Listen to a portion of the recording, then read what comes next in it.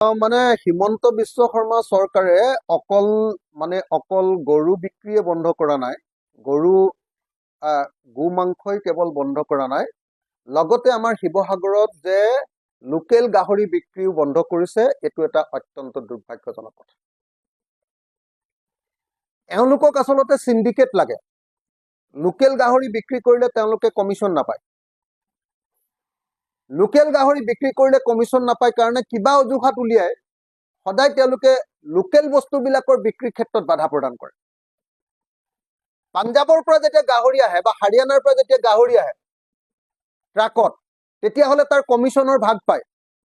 অসম চৰকাৰৰ মন্ত্ৰীবিলাকে কমিশ্যন পায়। গতিকে আমাৰ শিৱসাগৰত আটাইতকৈ বেছি, আমি শিৱসাগৰতে চাগে জনগোষ্ঠীয় মানুহ বসবাস কৰাৰ কাৰণে আটাইতকৈ বেছিকে গাহৰি বিক্ৰী হয়। এতিয়া শিৱসাগৰ নিচিনা ঠাইখনত এতিয়া ইয়াৰ লোকেল গাহৰি বিক্ৰী কৰাটো বন্ধ কৰি দিয়াটো হিমন্ত বিশ্ব শৰ্মা চৰকাৰৰ এটা চক্ৰান্ত। এটা এটা ভয়াৱহ চক্ৰান্ত, লোকেল গাহৰি বিক্ৰী কৰিবলৈ বন্ধ কৰাটো। তো এতিয়া তেওঁলোকে কেতিয়াবা কোনোবা মানুহক, মুছলমান মানুহক বা খ্ৰীষ্টিয়ান মানুহক বা অন্য কোনোবা জনজাতি মানুহক গৰু খোৱা বন্ধ কৰিব খোজে, গো মাংস। কেতিয়াবা আহোম মানুহৰ গাহৰি খোৱাৰ ওপৰত তেওঁলোকে বাধা আৰোপ কৰে। আমাৰ শিৱসাগৰত এতিয়া কৰি আছে, লোকেল গাহৰি বন্ধ কৰি দিছে। কাইলৈ কোনোবা দিন আকৌ আমি কি কয় আপোনাৰ এৰি পলু খাওঁ, এৰি পলু খোৱাও বন্ধ কৰিব এওঁলোকে কাইলৈ। আমি আমলৰি পৰুৱা খাওঁ, আমৰলি পৰুৱা খোৱাও এওঁলোকে বন্ধ কৰিব। আজি অসমৰ জনজাতি ৰাইজ আৰু আহোমসকল আৰু বেলেগ বেলেগ জাতিবিলাকে সাজ খায়, ৰাইচ ভটকা, ৰাইচ বিয়েৰ, ভটকা খায়, সাজ খায়, সাজটোও তেওঁলোকে বন্ধ কৰিব। মুঠতে হিমন্ত বিশ্ব শৰ্মা এই চৰকাৰখনে কি কৰিব খুজিছে যে অসমৰ জনজাতি মানুহ, অসমৰ খিলঞ্জীয়া ভূমিপুত্ৰ মানুহবিলাক, অসমৰ খিলঞ্জীয়া জনগোষ্ঠী নৃগোষ্ঠীবিলাকৰ খাদ্যভাস আৰু নৃগোষ্ঠীবিলাকৰ আচাৰ আচৰণ আৰু ৱে অফ লাইফ, সংস্কৃতিৰ ওপৰত তেওঁলোকে আক্ৰমণ কৰিছে।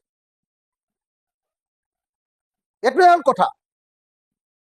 কেতিয়াবা মুছলমানক আক্ৰমণ কৰা দেখুৱাই লৈ তেওঁলোকে জনজাতি কোনোবা খ্ৰীষ্টিয়ান মানুহে খোৱা গো মাংসও বন্ধ কৰি দিছে। কেতিয়াবা তেওঁলোকে লোকেল গাহৰি বিক্ৰী কৰিব নোৱাৰিবা বুলি শিৱসাগৰত গাহৰি মাংস বিক্ৰী নিষিদ্ধ কৰিছে, যাতে তেওঁলোকে বাহিৰৰ পাঞ্জাবৰ পৰা অহা গাহৰিবিলাকত যাতে তেওঁলোকে সিন্ডিকেট লগাই যাতে কমিশ্যন খাব পাৰে। লোকেল গাহৰি বিক্ৰী কৰিলে যে কমিশ্যন নাপাব। গৰু মাংস বন্ধ কৰিছে, কিন্তু গৰু বিক্ৰী মনে মনে বন্ধ কৰা নাই। খেতিয়কবিলাকৰ, আমাৰ গোটেই শিৱসাগৰ জিলাত খেতিয়কবিলাকৰ হাহাকাৰ অৱস্থা। এতিয়া ৰাজমাই বজাৰত গৰু বিক্ৰী নহয়, কোনেও গৰুক নিকিনে।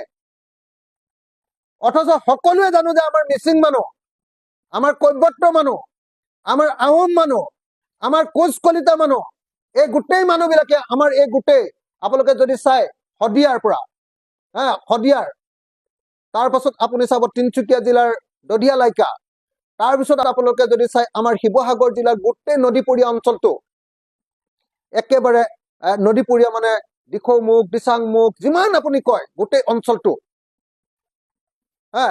তাৰপিছত মাজুলীখন, তাৰপিছত গোটেই ধেমাজি জিলাখন, জোনাইখন, তাৰপাছত আপুনি লখিমপুৰ জিলাখন, এই অঞ্চলৰ খিলঞ্জীয়া মানুহবিলাকে গো পালন কৰাটোৱে হ'ল আটাইতকৈ ডাঙৰ খেতিৰ পিছত আটাইতকৈ ডাঙৰ ব্যৱসায়।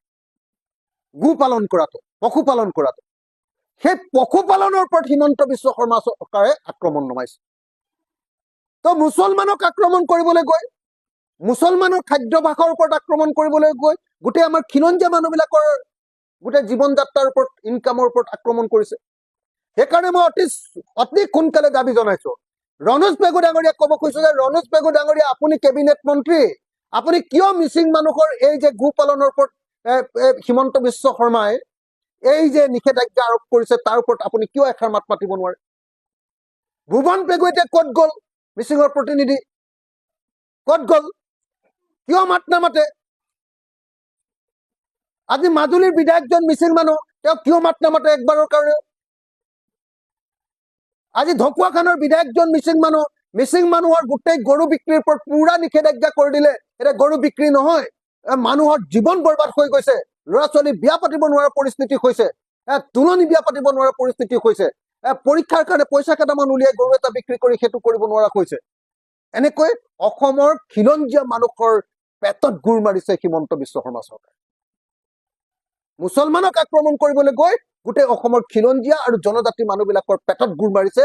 আমাৰ পশুপালন গোটেই বৃত্তিটোৰ ওপৰত গুৰ মাৰি আমাৰ জীৱন জীৱিকা নষ্ট কৰি পেলাইছে হিমন্ত বিশ্ব শৰ্মা। সেইকাৰণে এই মুহূৰ্তত মই প্ৰথম কথা যে শিৱসাগৰ জিলাত লোকেল গাহৰি বিক্ৰী কৰাৰ যিটো নিষেধাজ্ঞা আৰোপ কৰিছে এইটো উঠাই ল'বলৈ দাবী জনাইছো।